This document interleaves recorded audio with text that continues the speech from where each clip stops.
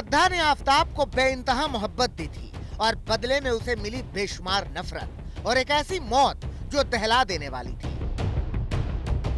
श्रद्धा को टुकड़े टुकड़े करके बेफिक्र था आफताब। उसे पूरा भरोसा था कि वो पुलिस कानून सबको धोखा देने में कामयाब हो जाएगा, मगर 6 महीने तक आजादी की सांस लेने वाला आफताब अब सलाखों के पीछे है।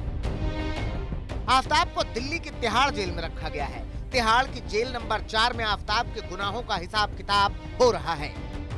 देश के सबसे खौफनाक कत्ल को अंजाम देने वाला आफताब 3 दिन तक पॉलीग्राफ टेस्ट का सामना करने के बाद आखिरकार तिहाड़ पहुंचा है। कोर्ट में उसकी पेशी हुई थी और 14 दिन की पुलिस कस्टडी खत्म होने के बाद उसको इसी तिहाड़ जेल में भेज दिया गया। आफताब जैसे कैदी को लेकर पहले ही तिहाड़ जेल प्रशासन तैयार था। उसकी सुरक्षा भी अहम मुद्दा है, इसलिए तिहाड़ जेल ने सारे एहतियाती इंतजाम किए हैं। सुरक्षा के लिहाज से उसको अलग सेल में रखा गया है। ये एक ऐसी सेल है जिसमें उसके साथ कोई कैदी नहीं है। सेल के बाहर हर वक्त एक पुलिस कर्मी तैनात रहता है जो उस पर नजर रखता है। ये वो सेल होती है जिससे कैदी को जल्दी नहीं निकाला जाता। तीसरी आंख यानी कैमरे की भी आफताब पर नजर है। आफताब को खाना देने से पहले भी उसकी जांच की जाती है। कुल मिलाकर आफताब तिहाड़ जेल में कोई गड़बड़ करने के बारे में सोच भी नहीं सकता।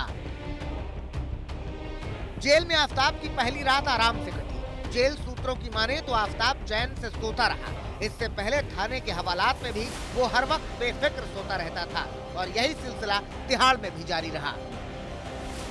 आफताब केस की सुनवाई भी शनिवार को खास अंदाज में हुई थी।